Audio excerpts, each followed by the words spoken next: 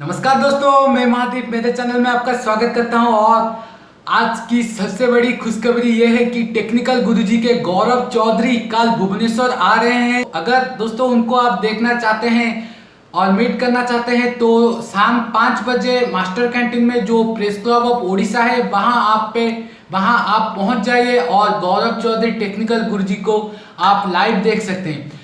तो यहाँ पे मैं ओडिया में भी थोड़ा बता दूं बंधुगण, काली गौरव चौधरी टेक्निकल गुरुजीर आसुचंती एवं आपण ताको मास्टर कैंटीन जो प्रेस क्लब ऑफ ओडिशा अछि आपण सेठी सीधा सड़क देखि परिबे। 5टा बेलू से आसुचंती या 5टा बेलू मीटअप रखा जायछि, तेणु आपण 5टा बेलू आसी जांतु एवं गौरव चौधरी टेक्निकल गुरुजी को लाइव देखा करबा सुयोग पांतु। तेबे बंधुगण एटा गोटे शॉर्ट वीडियो थिला, गोटे सरप्राइज वीडियो गौरव चौधरी जे टेक्निकल गुरुजी आसुचंती, तेणु देखाबो काली आपण को टेक्निकल गुरुजी को सहित संध्या 5टा बेले।